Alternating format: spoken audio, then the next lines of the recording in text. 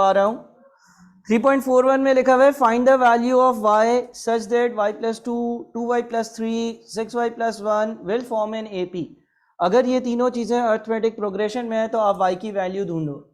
अगर ये तीनों चीज़ें अर्थमेटिक प्रोग्रेशन में है तो सेकेंड टर्म यानी कि 2y plus 3 minus first term यानी कि y plus 2, second term minus first term से जो आंसर आएगा वो वही होगा जो third term minus second term से आंसर आएगा। ठीक है, तो अब 2y में से y माइनस होगा y रह जाएगा, 3 में से जब 2 माइनस होगा तो 1 रह जाएगा।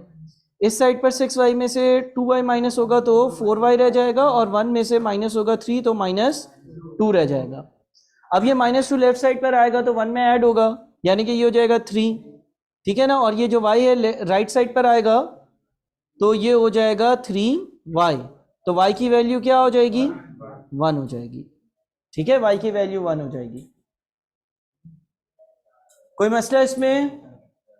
सही है, हमने क्या अप्लाई किया, second term minus first term का answer is equal to third term minus second term का आंसर।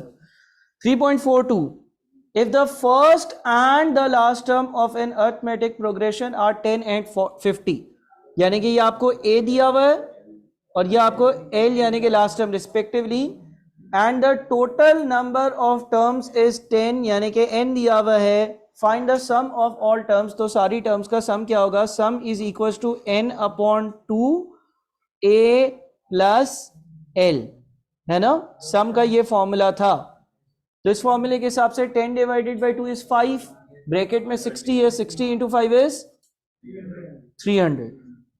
इसके बाद 3.43 a worker produces 1092 units in 3 days. एक मजदूर है, वो मजदूर जो है वो 3 दिनों में 1092 यूनिट्स टोटल बनाता है।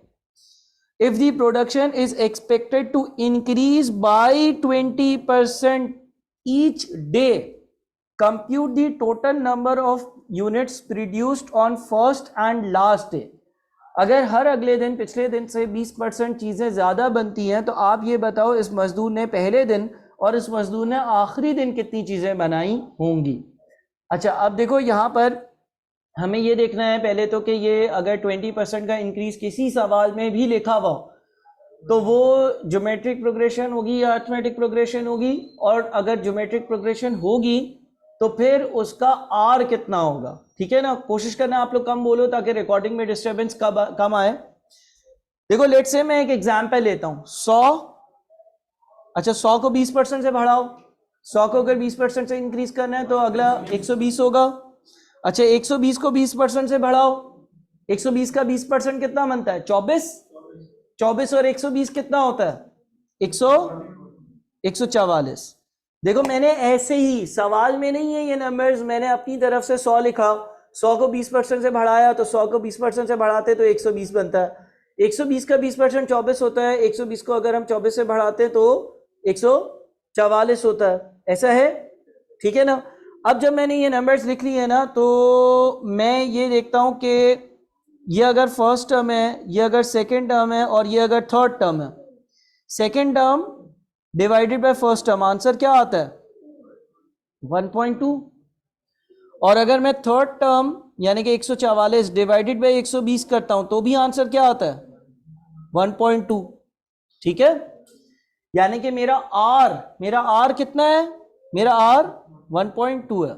हमेशा याद रखो कि अगर चीजें पिछले से 20% इंक्रीज हो रही है ना तो आर 20% नहीं होगा, आर 0.2 नहीं होगा। अगर पिछली चीज से अगली चीज 20% ज्यादा है तो आर 1.2 होगा, आर 0.2 या 20% नहीं होगा। अगर आपको किसी भी सवाल में कोई और एग्जांपल ले लो, लेट से हम 100, 120 और 144 नहीं लेते, लेट से हम 500 लेते हैं, 500 को 10% से बढ़ाओ, 500 को 10% से बढ़ाओगे 500 का 10% 50 होता है, 50 और 500 कितना हो गया 550। अच्छा, 550 को 10% से बढ़ाओ, 550 का 10% 55 होता है, 55 और 550 कितना होता है 605। अब आप क्या करो, आर कैलकुलेट करने के लिए second term divided by first term, 550 को 500 से डिवाइड करना आंसर क्या आता है 1.1 आता है, हाँ या नहीं। देखो और अगर आप 605 को डिवाइड करते हो 550 से, बेटा आंसर जल्दी जल्दी बताओ क्या आता है 605 डिवाइडेड बाय 550, तो भी 1.1। इसका मतलब अगर कोई चीज 10% से बढ़ रही होती है तो R 0.1 नहीं होता, R 1.1 होता है। ठीक है, अगर अगली चीज पिछले से 20% ज्यादा है तो कॉमन रेशियो 1.2 होगा। अगर अगली चीज पिछले से 10% ज्यादा है तो कॉमन रेशियो 1.1 होगा। और मैंने ये एग्जांपल्स भी कुछ आपके सामने कर ली जिससे ये पता चल गया। तो अब यहां पर सवाल में ये लिखा हुआ है कि एक वर्कर 1092 यूनिट्स बनाता है 3 दिनों में, 3 दिनों में टोटल ये यूनिट्स बनाता है। If the production is expected to increase by 20%, अगर प्रोडक्शन 20% से बढ़ेगी each day, compute the total number of units produced on first and the last day. अच्छा, पहली चीज ये पता चल गई कि ये कौन सी प्रोग्रेशन है, ये ज्योमेट्रिक प्रोग्रेशन है ना। अगर अर्थमेटिक प्रोग्रेशन होती ना वो बोलता है 20-20 से बढ़ रही हैं चीजें, कॉमन डिफरेंस होता है। यहां पे कॉमन डिफरेंस है 20% से बढ़ रही हैं, 20% से बढ़ रही हैं, 100, 120, 144 ऐसा चल रहा। ठीक है, अब देखो आप एज्यूम कर लो, अगर ये ज्योमेट्रिक प्रोग्रेशन है, आप एज्यूम कर लो कि आपका ए क्या होता है, पहली टर्म ना, एज्यूम करो ए जो है ना वो आपका है एक्स, पहली टर्म की वैल्यू है एक्स, ठीक है ना। अच्छा, और आपका आर कितना है इस सवाल में, आपका जो आर है वो इस सवाल में है 1.2, है ना। अच्छा, term value n is equals to क्या होता है, a r power n minus 1। अगर मैं बोलूं इन टर्म्स ऑफ x, पहली टर्म क्या होगी, टर्म वैल्यू 1, पहली टर्म क्या होगी, a की जगह क्या लिखूंगा x, r की जगह क्या लिखूंगा 1.2, n की जगह क्या लिखूंगा 1 लिखूंगा ना। पहली टर्म की वैल्यू क्या होगी 1 माइनस 1, 1.2 की पावर 0, 1.2 की पावर 0 तो 1 बन गया, पहली टर्म x हो गई। ऐसा ही है, टर्म वैल्यू का फॉर्मूला था term value n is equal to a r power n minus 1। ए मुझे पता है, मैंने एज्यूम जो किया हुआ x, r मुझे पता है 1.2। अच्छा, सेकेंड टर्म क्या होगी pv2, ए आर पावर n माइनस 1, कितना आएगा 1.2 x। अच्छा, तीसरी टर्म क्या होगी pv3, x, ए की जगह x लिख रहा हूं, हाँ, जो पहली टर्म है वो x है, जो कॉमन रेशियो है वो 1.2 है। ये कितना आता है बताओ, 3 माइनस 1 2 है, 1.44 x। देखो मैंने ऐसे ही एज्यूम किया कि पहली टर्म अगर x है यानी कि a x है, r मुझे पता है, तो मेरी पहली दूसरी टर्म और तीसरी टर्म क्या आएगी x, 1.2x और 1.44x। अब उसने ये लिखा है कि एक मजदूर ने तीनों दिनों में मिल मिलाकर 1092 यूनिट्स बनाए, यानी कि पहले दिन जितनी चीजें बनाई जमा दूसरे दिन जितनी चीजें बनाई जमा तीसरे दिन जितनी चीजें बनाई, इन तीनों का सम 1092 था। तो क्या मैं ये लिख सकता हूं x plus 1.2x plus 1.44x is equals to 1092। एक तरीका ये है सॉल्व करने का, दूसरे तरीके से भी करूंगा। अब मुझे बताओ, अगर x के साथ कुछ नहीं है यानी कि 1x ना, तो बताओ x की वैल्यू कितनी आती है, हाँ 1x, 1.2x, 1.44x, पहले इसको ऐड करो 2.64, यानी कि 2.64x is equals to 1092, x is equals to 1092 divided by 2.64 कितना,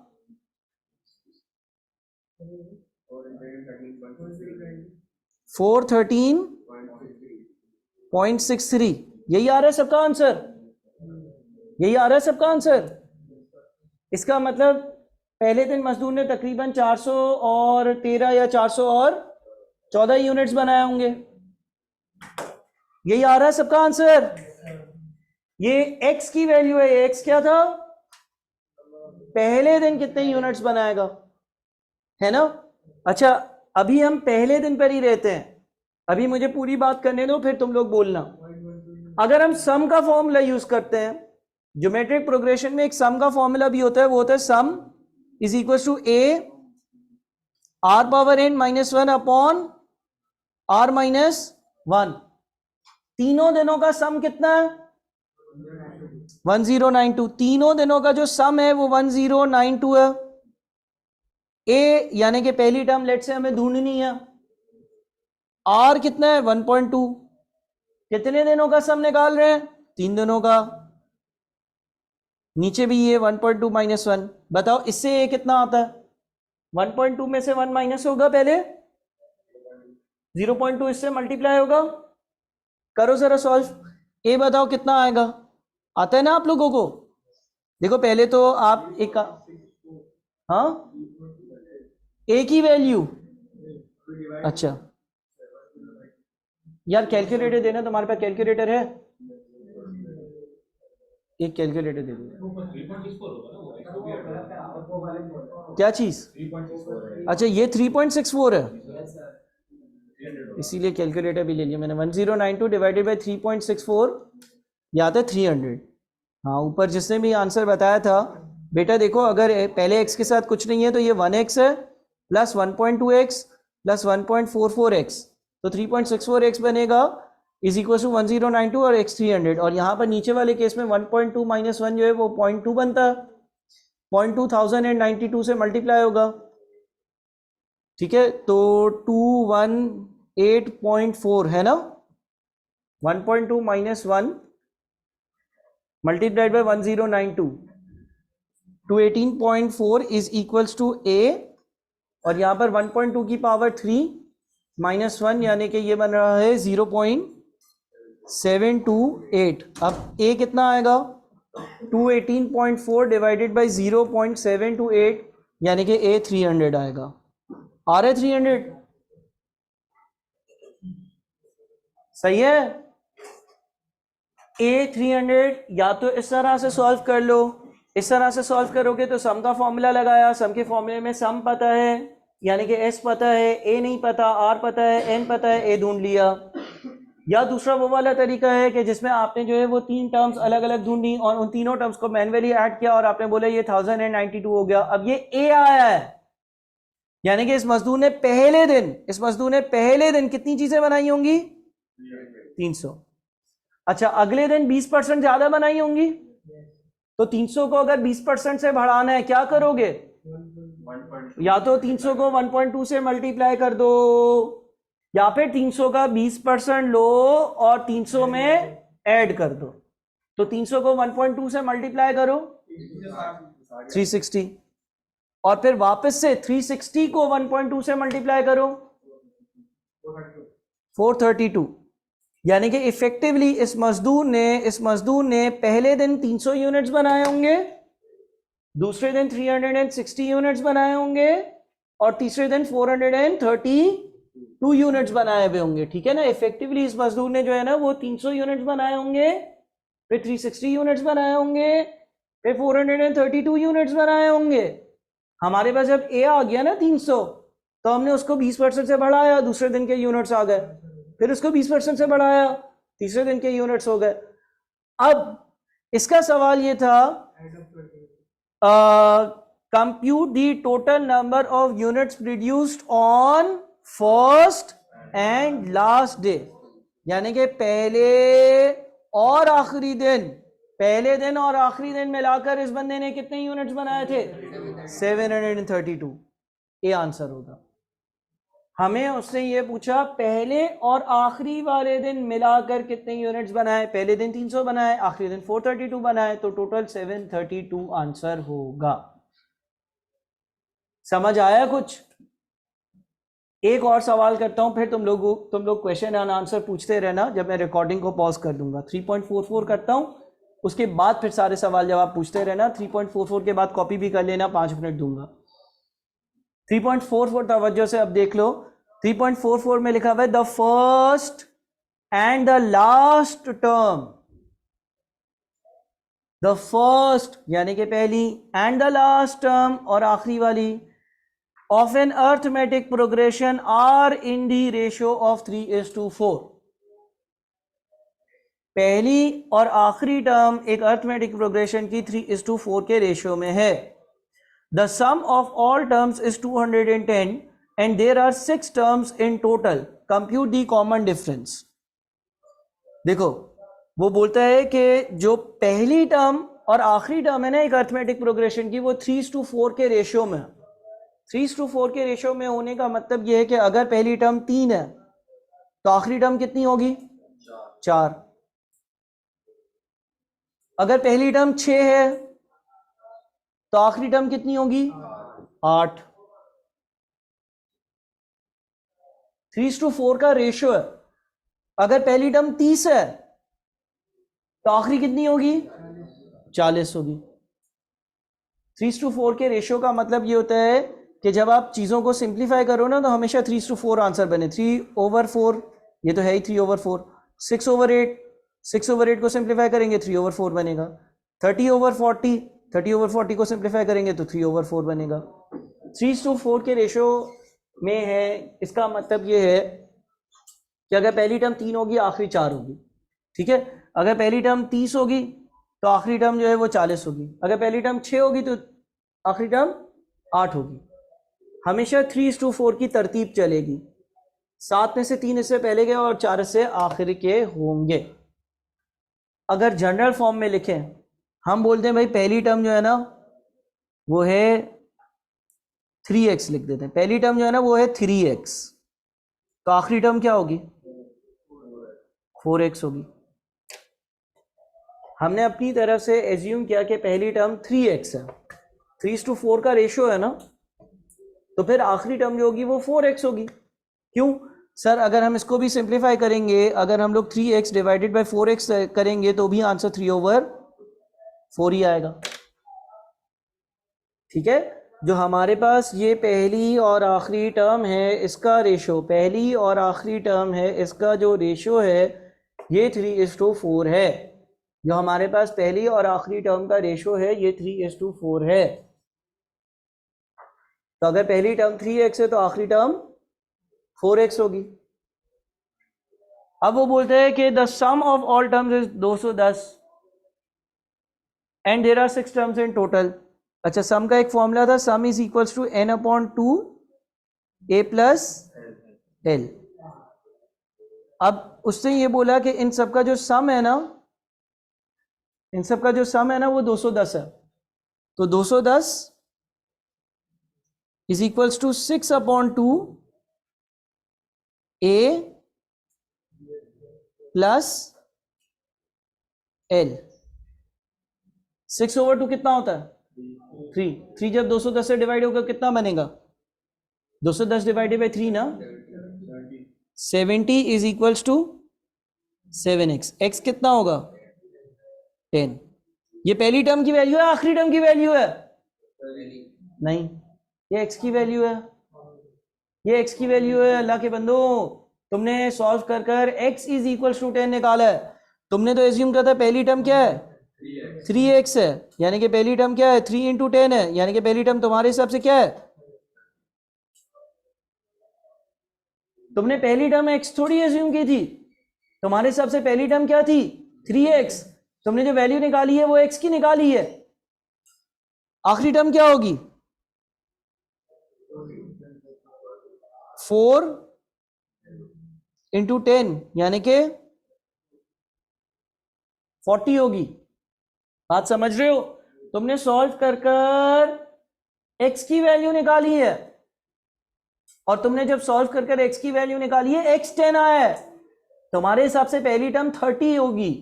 कैसे? 3 × x, 3 × x यानी कि 3 × 10, 3 × 10 यानी कि 30, और आखिरी टर्म जो है वो 40 होगी, क्यों 4 इंटू एक्स, यानी कि 4 इंटू 10, 4 इंटू 10 40। अच्छा, अब सम का एक और फॉर्मूला भी था ना, क्या था? अर्थमेटिक प्रोग्रेशन में सम का एक और फॉर्मूला भी है, क्या है? Sum is equal to n upon 2 bracket में 2a plus n minus 1 into d. अब ये जो 6 की 6 टर्म्स है, इनका सम कितना है? 210। टर्म्स कितनी है? पहली टर्म कितनी है? 30। अब अगर मैं इसको सॉल्व करता हूं ना, तो डी भी आ जाएगा। 6 डिवाइडेड बाई 2 कितना होता है? 3। 3 इधर जाएगा तो डिवाइड होगा। 70 is equals to 230, 60 plus 5d। 60 इधर जाएगा, 70 में से माइनस होगा, 10 रह जाएगा, यानी कि 10 is equals to 5d, d is equals to 2। तो इसका मतलब आपका कॉमन डिफरेंस है ना, वो 2 होगा। कॉमन डिफरेंस 2 होने का मतलब ये है कि जो आपकी टर्म्स होंगी ना, वो क्या होंगी? 30, फिर 32, फिर 34, फिर 36, फिर 38, फिर 40। कितनी हो गई? देखो ऐसे ही मैन्युअली ऐड करो सबको। 30 और 32 62, 62 और 34 96, 96 और 36 ऐड करो, 132 और 38 ऐड करो।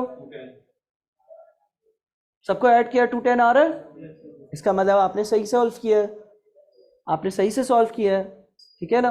अगर कोई गलती होती तो ये 210 नहीं आता। उसका आंसर क्या था? कॉमन डिफरेंस बताओ तो आंसर क्या होगा? ए। ठीक है, तो ये 3.41 से 3.44 तक हमने डिस्कस करे हैं।